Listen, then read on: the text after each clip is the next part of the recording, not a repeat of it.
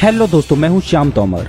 वैसे तो हमारी पृथ्वी पर बहुत सारी रहस्यमय जगह हैं जिनके रहस्य अभी सुलझना बाकी है, लेकिन पृथ्वी पर सबसे ज्यादा रहस्यमय कोई जगह है तो वो है बरमूडा ट्रायंगल। बरमूडा ट्रायंगल के बारे में तरह तरह की दंत कथाएं प्रचलित हैं। कोई इसे शैतानी ट्रायंगल बोलता है तो कोई इसे दूसरी दुनिया का रास्ता बोलता है। हालांकि ये किस्से और कहानियां मिथ जरूर लगते हैं, लेकिन बरमूडा ट्रायंगल में कुछ ऐसी घटनाएं घट चुकी हैं जो इस जगह को और ज्यादा रहस्यमय बनाती हैं। पहले मैं आपको बता दूं कि बरमूडा ट्रायंगल आखिर है क्या। Bermuda triangle north Atlantic ocean के पूर्वी भाग में बरमूडा आइलैंड से लेकर प्यूर्टो रिको और मायामी तक फैला हुआ एक विशाल समुद्री इलाका है। इस इलाके से जो भी गुजरता है, चाहे वो समुद्री मार्ग से जाए या फिर आकाशीय मार्ग से, जैसे ही वो इस ट्रायंगल से गुजरते हैं तो उन्हें आकाश निकल जाता है या समुद्र, इसका कोई अता पता नहीं चलता। ये ट्रायंगल अभी तक 2000 शिप और 200 एयरक्राफ्ट्स को निगल चुका है।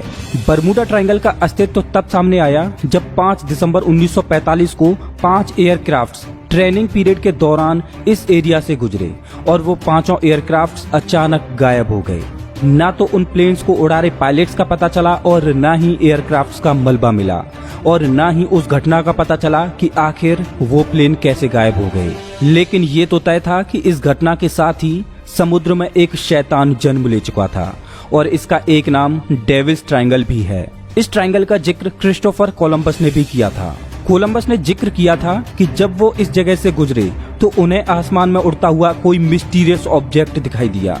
आपको बता दें कि उस समय हवाई जहाज का भी आविष्कार नहीं हुआ था और कोलंबस ने इस बात का भी जिक्र किया कि इस जगह पर आते ही उनका कंपास अजीबोगरीब तरह से व्यवहार कर रहा था। तो क्या इस बरमूडा ट्रायंगल में बहुत समय पहले से ही पैरानॉर्मल एक्टिविटीज शुरू हो चुकी थी? इस एरिया में अभी तक काफी लोग अपनी जान गंवा चुके हैं, लेकिन 19 लोग ऐसे भी हैं जो इस इलाके से लकीली बचकर बाहर आ गए, लेकिन वो भी इस इलाके के बारे में ज्यादा कुछ नहीं बता पाते। इन 19 लोगों में से एक ने अपनी आप बीती इस कदर बताई कि अगर आप सुनोगे तो आपके रोए खड़े हो जाएं। उस व्यक्ति का नाम है ब्रूस गर्नन। 4 दिसंबर 1970 को ब्रूस अपने पिता और उनके बिजनेस पार्टनर के साथ एंड्रोस से मायामी के लिए उड़ान भरता है। आपको बता दें कि ब्रूस एक अनुभवी पायलट था। उसकी इस ट्रिप में 90 मिनट का समय लगने वाला था। जब उसने उड़ान भरी तब आसमान बिल्कुल साफ था, कहीं कोई बादल नहीं थे। जब प्लेन 1000 फीट की ऊंचाई पर पहुंचा तो उसने नोटिस किया कि सामने कुछ क्लाउड थे, लेकिन ब्रूस उड़ता रहा और बादलों में होके प्लेन को निकाल के ले गया। लेकिन जब प्लेन 11,500 फीट की ऊंचाई पर पहुंचा तो प्लेन के सामने अब एक बहुत बड़ा क्लाउड था। अब ब्रूस के पास इसके अंदर से गुजरने के अलावा कोई और चॉइस नहीं थी, तो उसने एक लंबी सांस ली और क्लाउड में प्लेन को उड़ाते हुए ले गया। जैसे जैसे प्लेन क्लाउड में अंदर घुसता जा रहा था, वैसे वैसे चारों ओर अंधेरा बढ़ता जा रहा था। क्लाउड इतना घना था कि सूर्य की रोशनी तक इसमें नहीं घुस पा रही थी। लेकिन ये क्लाउड ना तो बवंडर वाला क्लाउड था और ना ही इसमें बारिश हो रही थी। ब्रूस बुरी तरह से घबराया हुआ था कि अचानक उसने व्हाइट लाइट की फ्लैश देखी, जो कि अचानक आई और गायब हो गई। वो लाइट बहुत ही चमकीली थी। ब्रूस उड़ता रहा। उसे लगा था कि ये वैसा ही क्लाउड है जैसा उसे पहले मिला था, लेकिन ये तो कुछ और ही निकला। अब ब्रूस ने नोटिस किया कि क्लाउड सिलिंड्रिकल शेप में चारों ओर घूम रहा है, जिसके बीच से प्लेन गुजर रहा है। ये क्लाउड ऐसा लग रहा था कि कभी खत्म ही नहीं होगा। लेकिन कुछ मिनटों बाद उसे क्लाउड की सुरंग के अंत में रोशनी दिखाई दी। ब्रूस उस रोशनी की ओर बढ़ रहा था, लेकिन फिर से एक नई एक्टिविटी शुरू होने लगी। जहां से रोशनी आ रही थी, टनल का वो सिरा धीरे धीरे बंद होने लगा। प्लेन की नेविगेशन इंस्ट्रूमेंट्स ने काम करना बंद कर दिया। कंपास अपने आप ही चारों ओर घूमने लगा। सारे इंस्ट्रूमेंट्स इस तरह से काम करना छोड़ गए जैसे मानो लग रहा था कि प्लेन को कोई अदृश्य शक्ति चला रही हो। ब्रूस प्लेन के कंट्रोल्स को वापस लाने की कोशिश कर रहा था, लेकिन वो बार बार असफल हो रहा था। प्लेन अपने आप ही आगे बढ़ रहा था और बढ़ते बढ़ते वो अचानक ही उस क्लाउड से बाहर निकल गया।